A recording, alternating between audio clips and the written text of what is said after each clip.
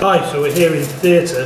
What we thought we might do today is go through the kind of instruments you might encounter when you come to theatre. And you need to know the names of these because I'm here with June Brown, who's one of our theatre practitioners, and when I'm operating I need to tell June what I need. She often just knows anyway and just gives me what I need, which is a sign of a good scrub nurse. But it's important to know the names of things, and you need different names for different things. So we'll go through the things just quickly, and then I'll show you each of the instruments. We'll talk about what they're used for. Sponge holding forceps. You've got some nice, quite large round paddles on the end with some teeth. It's reasonably soft. You can use it just as it is to retract the gallbladder with in an open gallbladder. Not that they're done very much anymore. And then the other thing it's more usually used for is to put a swab on a stick. So June's going to show us how we mount the swab. We've got a small Ratex swab here, catching it in between the sponge holder. I'm going to open it and then carefully wrap it round and secure it. And just tuck it in the other side. Yeah. Whoops. It should be quite tight. That's good. And so what that does, it's obviously we get down into cavities and dab, we can retract with it nice and gently and soak up any little puddles of blood that are obscuring our view. And the important thing is there's not too much floppy bit on the end, so if you have that, that's the swab goes to the end of the swab on a stick. That's a very useful thing that we use a lot of the time. So this is one of the scalpel handles. The blade's mounted on here. You never hold the blade, you'll get a clip and slide it on over here, and you'll see when you look at a scalpel blade, it's got a long hole in the middle of it that matches that and clips on quite nicely onto this oblique little ridge here. And the scalpel handle is corrugated here so that it's non-slip, and when you hold it like that to cut with. So between your finger, your index finger and your thumb, and then put your index finger over there and your other finger down behind to hold it. So you don't hold it like a pen. You hold it like this, so that the blade is dragged along the skin like that, and just one reasonably firm movement. So no little cuts as they go along. One firm movement like that. Okay, so next these are called Littlewood retractors, and again they've got that ratchet on like all these things have. These are sharp at the end. That's really quite sore doing that. And these are for grabbing onto hard bits of tissue like the rectus sheath. And so if you're going in, you can put them on the rectus sheath and you can retract it and give your surgeon some good retraction. And surgery is all about traction and counter traction. So you pull one way, the surgeon pulls the other way, and then it's much easier to see what the bit in between to dissect is, because it puts the tissue under a slight bit of tension. So don't use those on bowel or anything soft, or anything that might get damaged. That's for fascia only. They really are quite traumatic and sharp. So these are the smallest of the clips we've got on the tray. Again, these are curved. These are a pair of curved mosquitoes. They might be called something different in your hospital, maybe named after somebody. And these are really good for getting across small blood vessels. So if you're in the mesentery, you tend to put across two small blood vessels and then cut between them.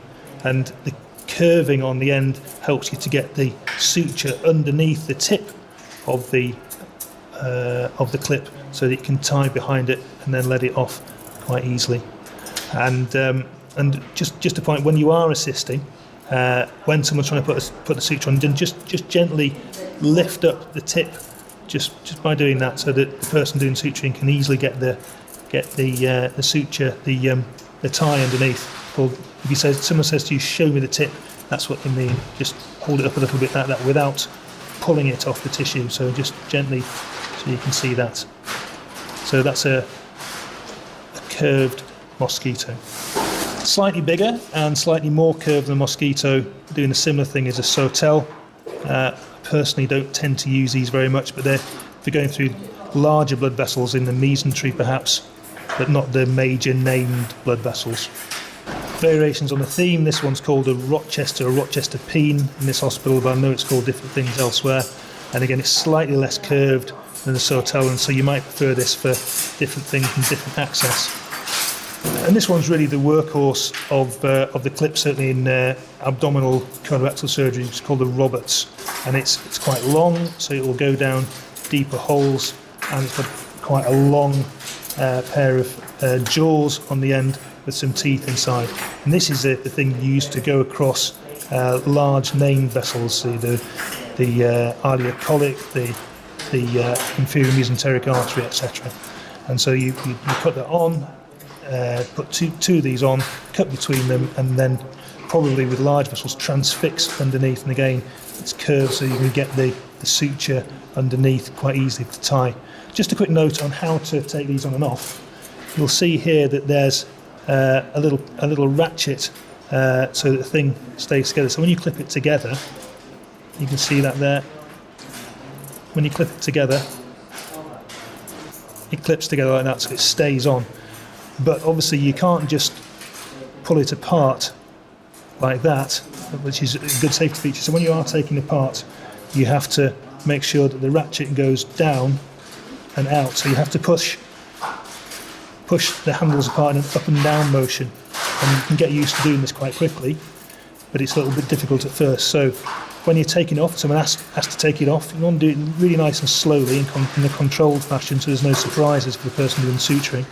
But you push down with your thumb and then move apart. So pull up with your fingers, push away from you with your thumb, and you'll see that it's just the ratchet comes apart like that. And all these clips have these ratchets on, so it's a good technique just to practice when you're starting to assist. We have on this tray these forceps here, which are really quite large, bulky forceps. These are called bonnies.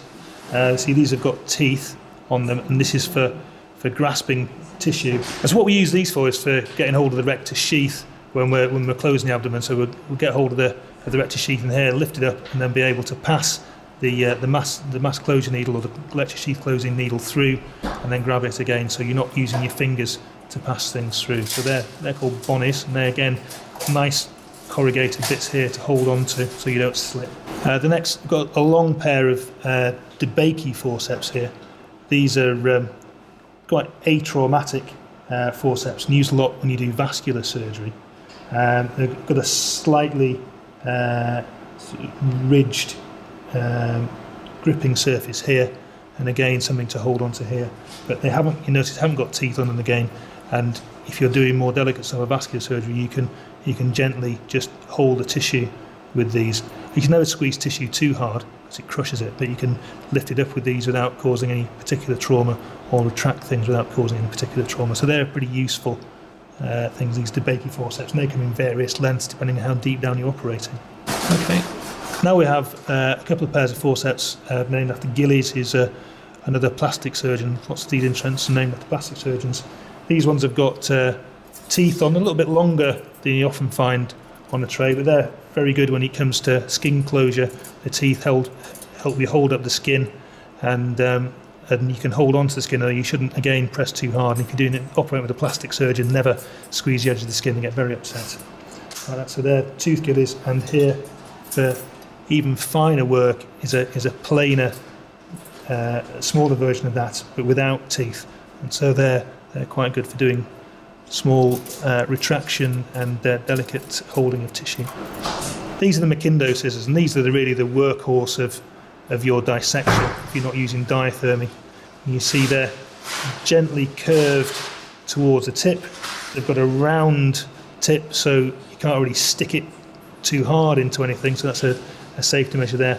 A nice long handle. And when you hold all these instruments, the important thing is you put your ring finger through that hole, your thumb through there, and your index finger over near towards a pivot, and that stabilises it and stops those terrible wobbles you might get if you're holding it here, and your second finger just tucked in against the finger guard there. And you tend to use these, you can use them to dissect with, and when you're cutting, just use the very tips. Don't cut sutures with these. These are tissue dissecting scissors. If you use sutures, if you use these to cut sutures, the scrub nurse get very, very upset with you because it blunts them quite quickly. These are the suture scissors. These are called straight Mayo scissors, and these are like your average scissor, and very good for cutting sutures or anything else you need to cut, like a stone bag at the time. Again, put your finger on the pivot of the scissors here, and you just cut. And again, use the tip. Get used to using the tip, because if you're down a deep hole and you're using this bit, you can easily cut well past the bit you intend to cut and cut something you didn't intend to.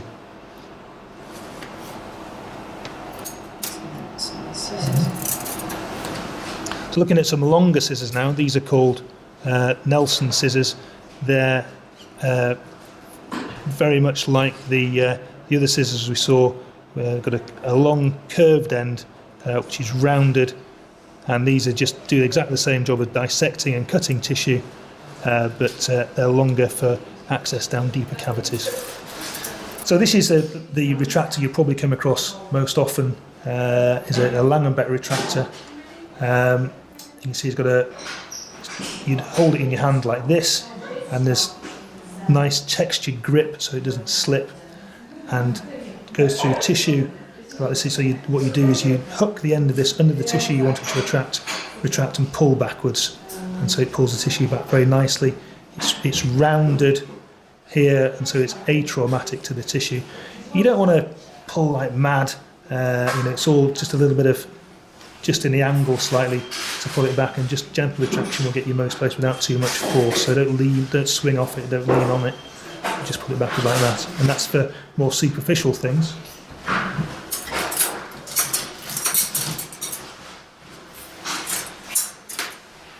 For slightly further inside, so a slightly bigger patient getting into a wound, for slightly further inside, a slightly bigger patient getting into a wound, or perhaps in someone who's got a reasonably slim abdomen, these are called Morris retractors. And you see they're very similar to the Langenbeck. Slightly smoother grip, texture down the side to hold on to this time, and again with a lip to get underneath the tissue and pull it backwards, and that gives you really very effective retraction. Sorry about the noise, we're prepping for the next case, which involves opening a lot of things with the noises. For getting into deeper wounds, these two things here called divas. You can see it's a narrow one and a wider one, and again they've got this round edge here, which means it's not going to dig sharply into anything, and very curved, so you can get underneath things. So where these used to be used a lot was in an open gallbladder operation, where you put this over the costa margin and then gently pull the liver back. We need to be careful with things like the liver, is not to dig the end of this in, because it can easily cause trauma to the liver. So that will go in there and just gently pull back. If you've got a larger patient in the abdomen, these can be quite useful. In most of our patients in having abdominal surgery, colorectal cancer in open surgery, I tend to use one of these retractors. They're again rounded to prevent trauma.